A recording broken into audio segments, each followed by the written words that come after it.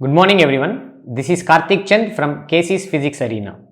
I hope you're all doing good during this tough time of pandemic. All 18 plus, please get vaccinated at the nearest availability to avoid yourself getting suffered from the third wave of COVID-19. Today, we are going to discuss about a topic, thermodynamics. Okay, so we will see the introduction to the thermodynamics first. See, thermodynamics is made up of two words. The first word being thermo and the second word being dynamics. What is the meaning of the word thermo? What does it refers to? We know that thermo is something that is related to heat. What is the meaning of this word called dynamics? Did you ever hear a term called dynamic situation? What is the meaning of dynamic? Dynamic is something that is continuously changing. So, anything that changes continuously is referred to as dynamic. So, for example, traffic is a dynamic problem. It keeps on changing, it never repeats. Maybe the peak hours repeat, but the way the traffic flow is there, it will never repeat. So, that is continuously changing problem. It's a dynamic problem. Okay. Here, dynamic refers to the word change. So, thermodynamics is the study of changes that heat energy can bring in any body. It is a study of the change or changes the heat energy can bring in any body. Now, what is this term called body? What is a body called? A body is group of molecules or group of atoms. So, a body is always group of atoms or molecules, or you can also simply say in technical term matter. Anything that has mass, that is matter. Now, let us discuss a little about body. We are going to study the heat and the changes that heat energy can bring in any body. So, we are studying a group of atoms or molecules. Now, we already knew that a body is existing in three states generally or broadly: solids, liquids and gases. Let us see how they are differentiated. If you have two atoms or two molecules, okay, for the sake of discussion, I am using the word atoms. It can be molecules also. Okay, assume that there are two atoms. Okay, the attraction force between the two atoms is because of the mass and also because of the electrostatic attraction between the electron and the neighboring nucleus. The repulsions between the atoms is due to the nucleus repulsion, which is predominant when the distance is very less. We all might be aware of this fact that nuclear forces start acting at very small distances, extremely small distances.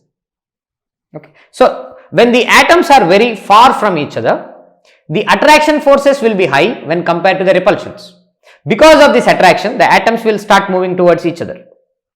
And beyond a point, if they are coming closer, repulsions are dominating the attractions, so they go away. So, at one point of equilibrium, we have the attraction and repulsion balancing each other.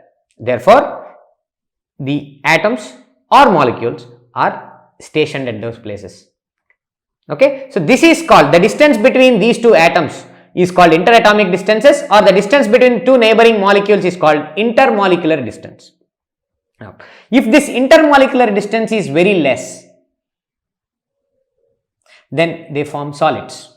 If the intermolecular distance is too high, they are gases.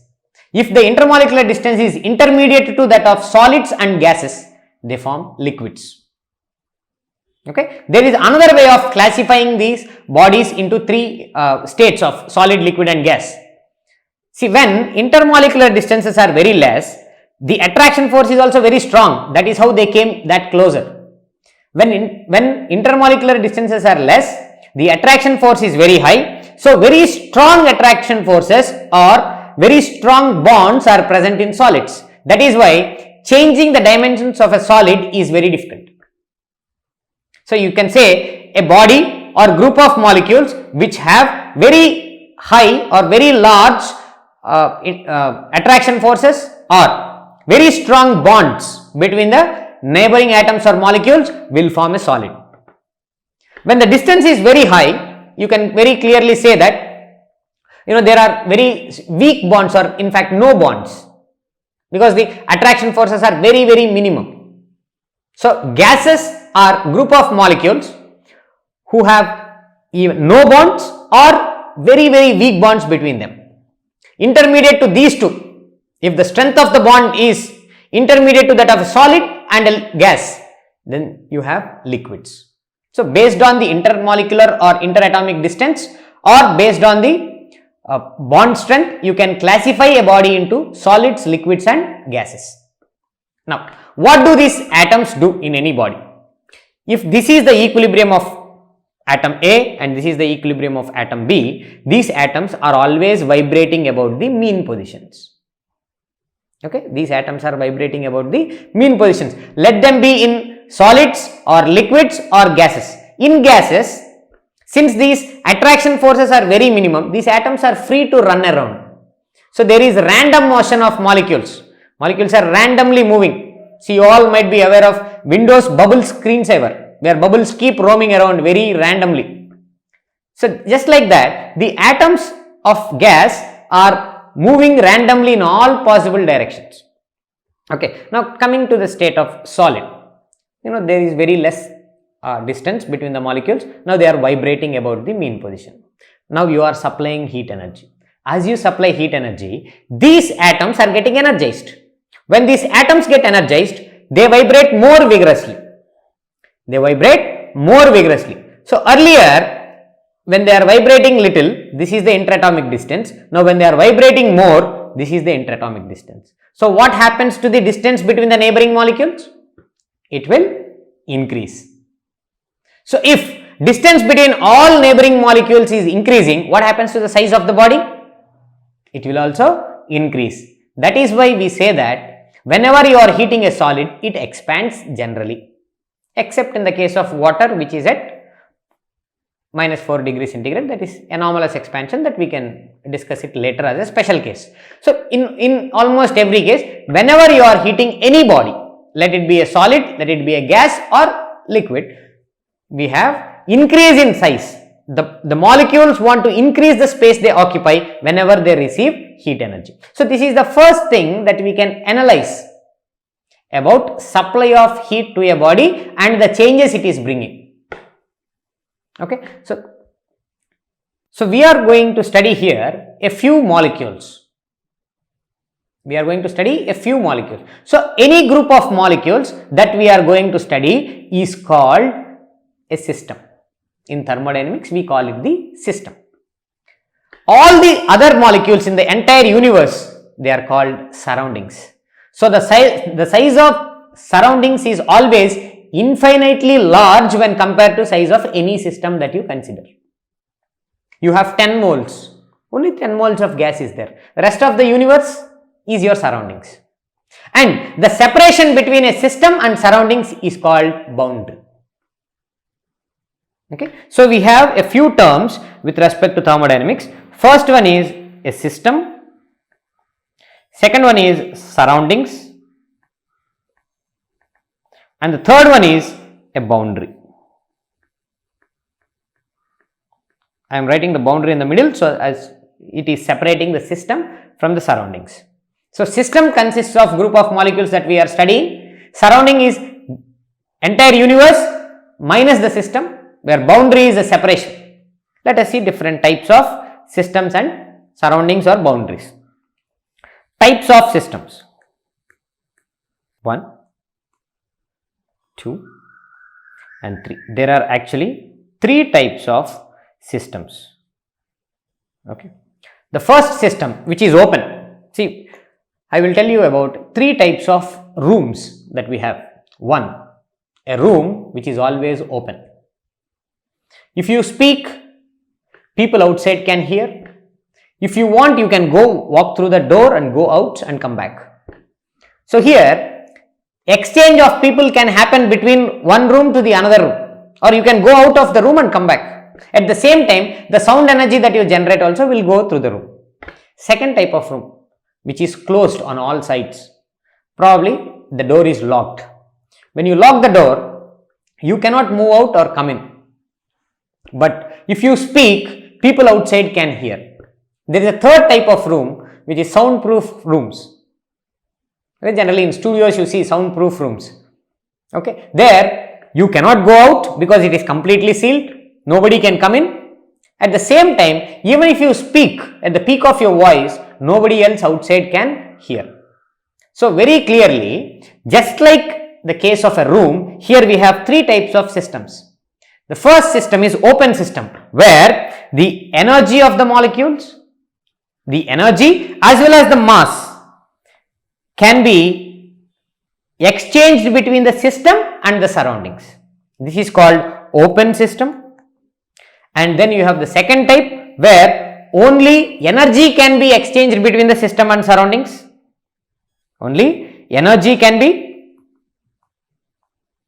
exchanged between the system and surroundings. The term exchange is very important there, but the gas molecules cannot go in, no gas molecules can go in or nothing can come out because it is closed. So that is why this system is called closed system.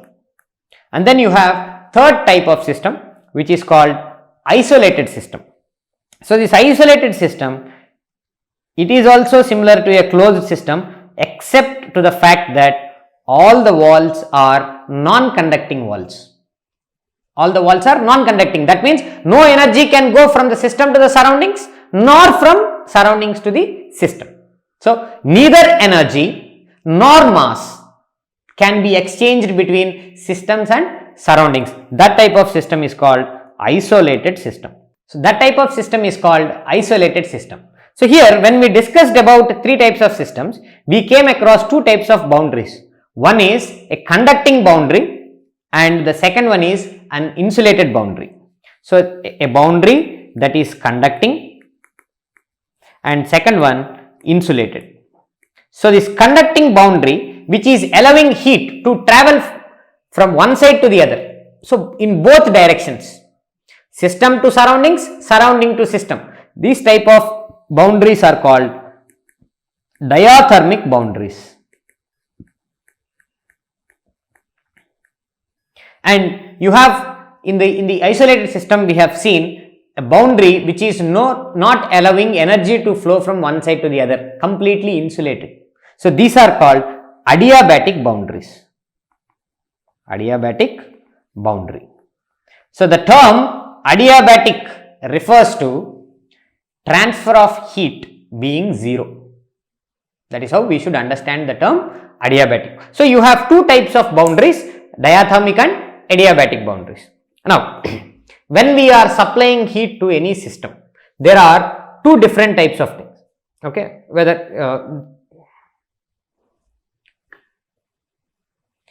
when we are supplying heat to any body, you are supplying it to a solid, you are supplying it to a liquid, you are supplying it to a gas.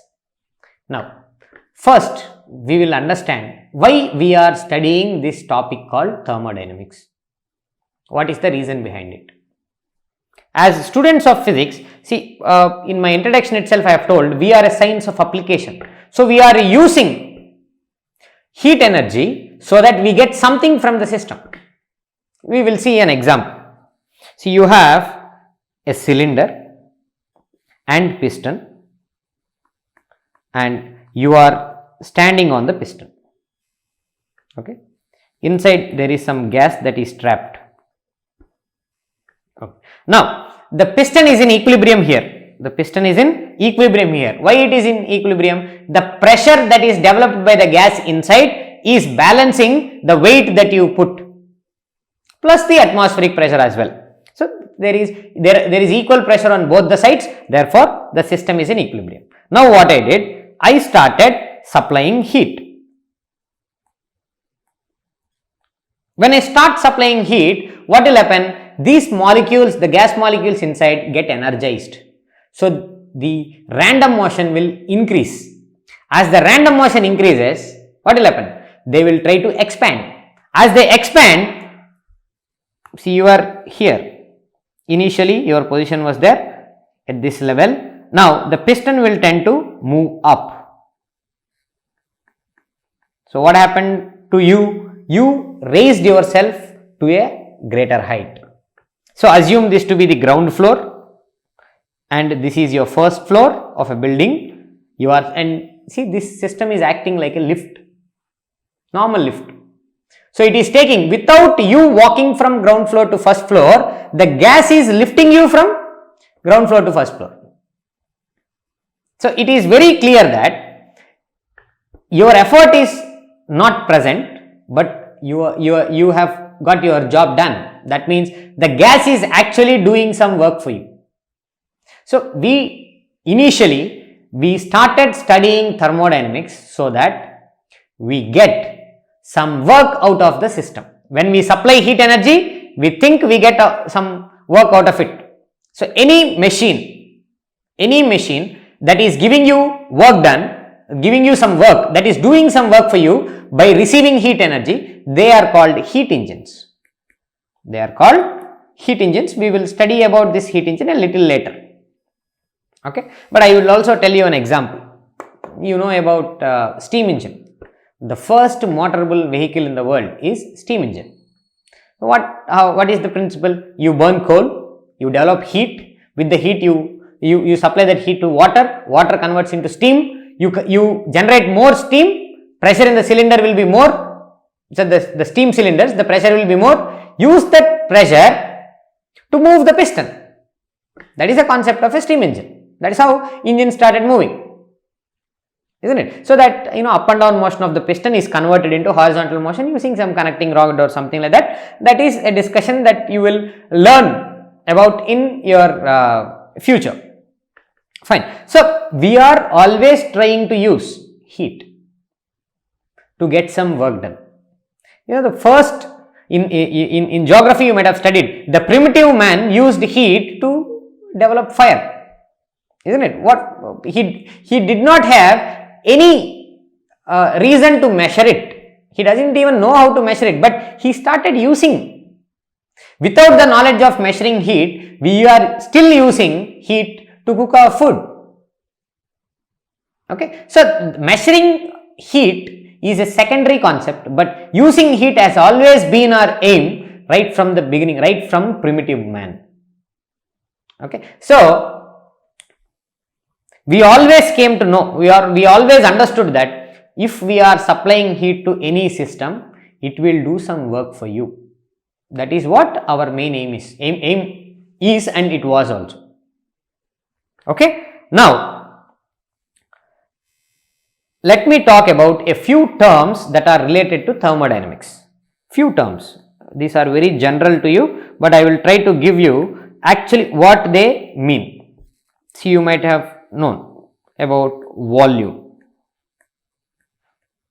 You might have known about volume. Okay. What is the meaning of volume? If you take a solid, the space that solid occupies in this universe, that is called the volume.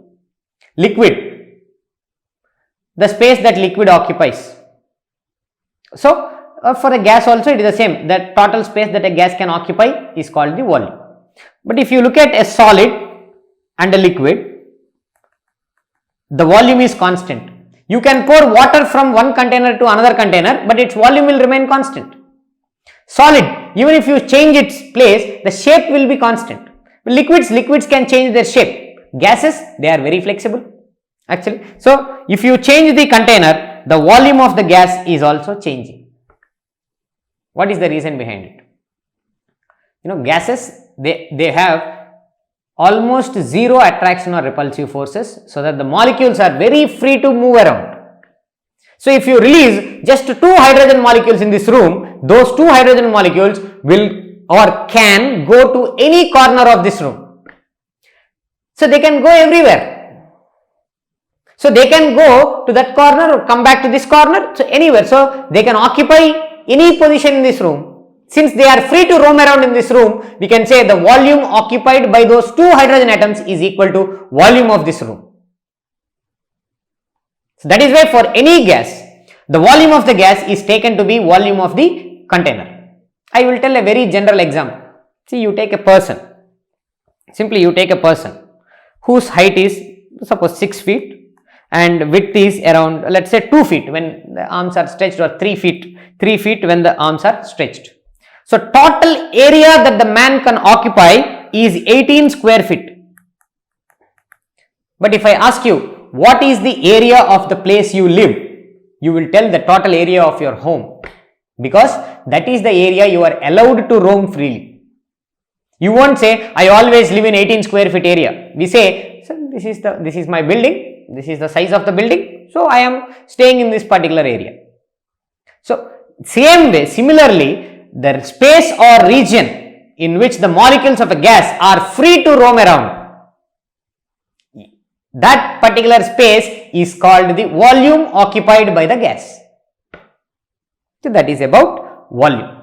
Second one is about pressure.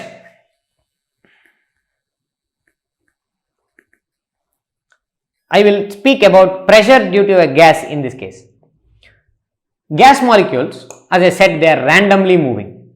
As gas molecules move randomly, they collide with each other in between. Also, the gas molecules can go and collide with the walls of the container. So there are collisions. Pressure is the measure of, rate of collisions. If rate of collisions is high, see, I am not telling pressure is equal to collisions, number of collisions by time. No, I am telling it is a measure. It is a representative of rate of collisions. So if the rate of collisions is increasing, the pressure also is increasing. So that is about pressure. And let's talk about temperature. I thought I will actually introduce you to this term little later, but I am bringing it now itself so that we can discuss about it more freely. What is temperature? What is it referring to? When you supply some heat energy to atoms, they are getting energized and they are running faster. As they run faster and faster, what is happening to the kinetic energy? Kinetic energy increases. That means the internal energy of the gas or internal energy of any body is increasing. So temperature is a measure of that particular kinetic energy or velocity. So if velocity is increasing, temperature will increase, or vice versa. So this is the meaning of these three variables called pressure, volume and temperature in thermodynamics. Let us now discuss about temperature and the origin of this physical quantity called temperature. See, we started measuring temperature very late. As I already discussed, we did not measure heat in the beginning. We started using it. Now, when you take this term called temperature, it's a physical quantity, means that can be measurable. So this physical quantity called temperature is acting as a representative of heat energy. Just like electric current is a representative of electrical energy, here temperature is acting as a representative of heat energy. Okay. Now, see, if you want to apply anything, you need to control it. If you want to apply something and control it, you need to learn how to measure it. That is the reason why we came up to a necessity of measuring heat energy, and we are doing it in the form of temperature. Okay, earlier what we used to do, you used to supply heat and then see what are the changes that are happening. So you supply heat, get some work out of it, and you are very happy. Now, since we started measuring, means you are measuring heat energy in terms of temperature. So what we intend to do is, people have taken the most widely available substance on the planet, which is nothing but sand.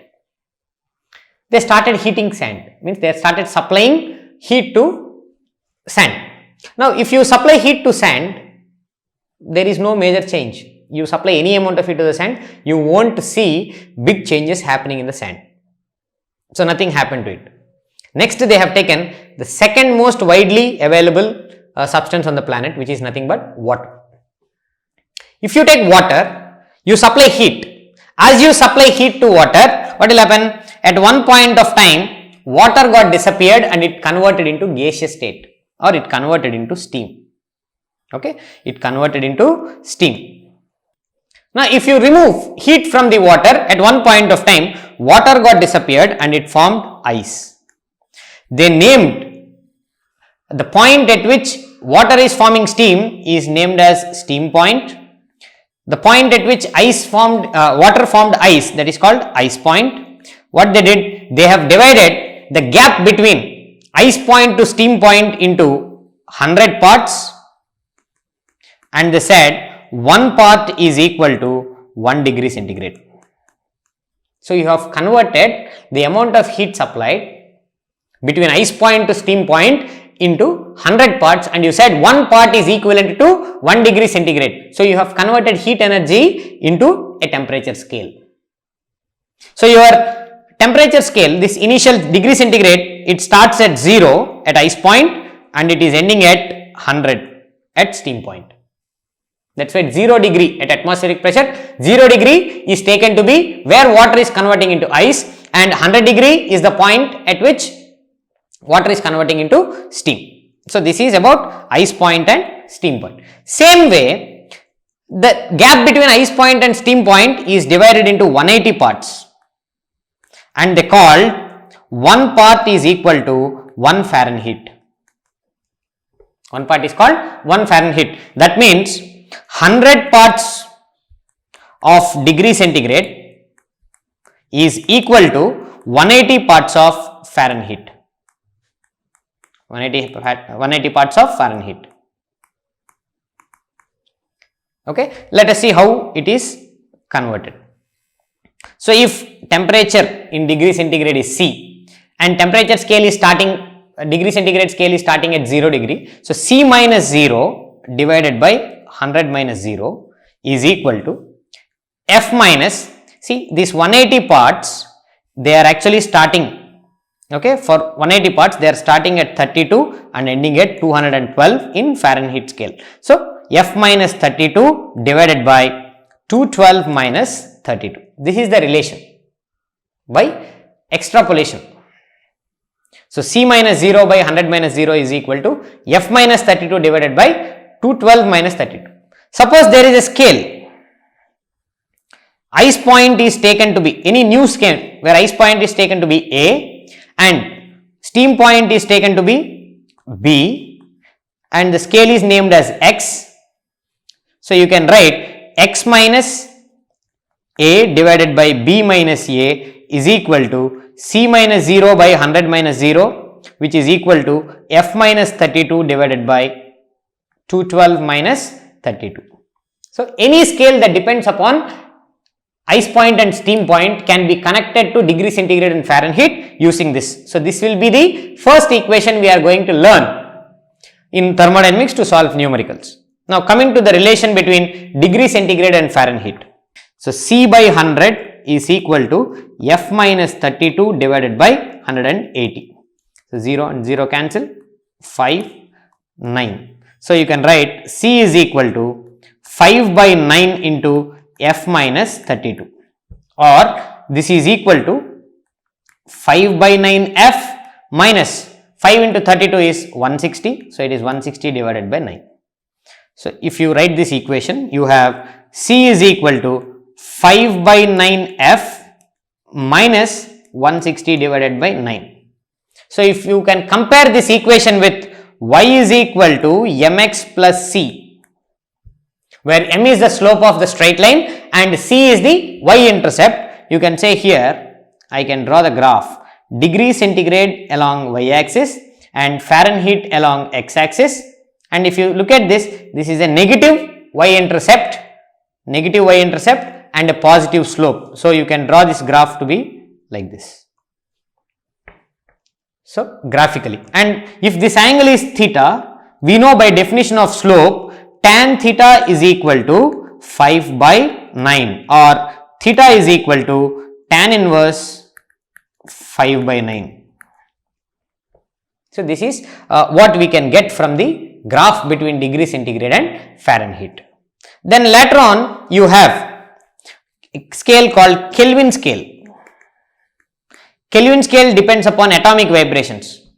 So it starts at a point where atomic vibrations begin.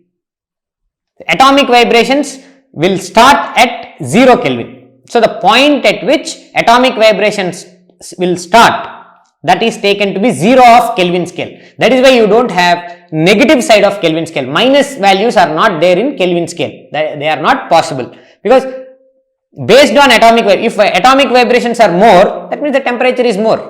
So here Kelvin scale starts at 0 and it is always positive. And what is the relation between Kelvin scale and temperature? So K is equal to degree centigrade plus 273, or this can also be written as 5 by 9 F minus 160 by 9 plus 273. So the relation between Kelvin and degree centigrade and Kelvin and Fahrenheit are as follows. Okay, these are about different scales. Now, if you take a normal thermometer, clinical thermometer, if we take, we know there is mercury in it.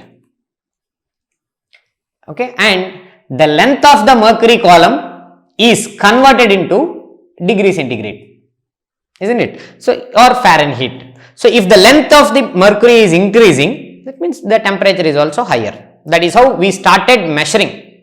That's how we started measuring temperature. Here, when you have this thermometer in your mouth, we are not directly in contact with the mercury because it is hazardous as well. So, we are not in direct contact. Our body is in contact with the steel bulb which is at the end of the thermometer. The steel bulb which is at the end of the thermometer. The steel bulb is in turn in contact with mercury which is inside the thermometer. If you heat the mercury, its length will increase. If you cool the mercury, it will compress. It is one of the quick expanding and contracting materials. That is why we are using. Okay. Now, if your body is at higher temperature, steel bulb is at lower temperature, the effective flow of heat will always be from hot body to cold body. So, your body is supplying heat to steel bulb until both are in a case of thermal equilibrium. See, when you have a hot body and a cold body will supply more heat to cold body will supply less heat to hot body. But if you see the resultant flow of heat is always from hot body to cold body. Okay, the resultant flow is always from hot body to cold body. And at one point of time, when they both are supplying equal amount of heats to each other, that is when you say they attained a state of thermal equilibrium. It is also same temperature. When they both have same temperatures, they will stop supplying heat to each other. That is state of thermal equilibrium. So, when your body is in connection with steel bulb, at one point of time, your body and steel bulb are in thermal equilibrium. The steel bulb and mercury, they both are connected. They both are directly in contact. So, they both will be in thermal equilibrium. And finally, the mercury is measuring your body temperature. So, you can say if A is equal to B, B is equal to C, you can equate A and C. This is the concept of zeroth law of thermodynamics. Why we call it zeroth?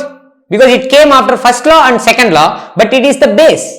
You can control first law and second law effectively. You can apply first law and second law effectively only if you know how to measure heat, or only if you know how to measure temperature. That is why you say that is the basic law. So, instead of naming it the third law, they named it zeroth law of thermodynamics. So, that brings us to the end of the introduction to thermodynamics. Thanks for watching this video, and we will see more of thermodynamics in our upcoming videos. As I always say, please see, share and subscribe KC's Physics Arena. Please keep yourself safe. Thank you so much.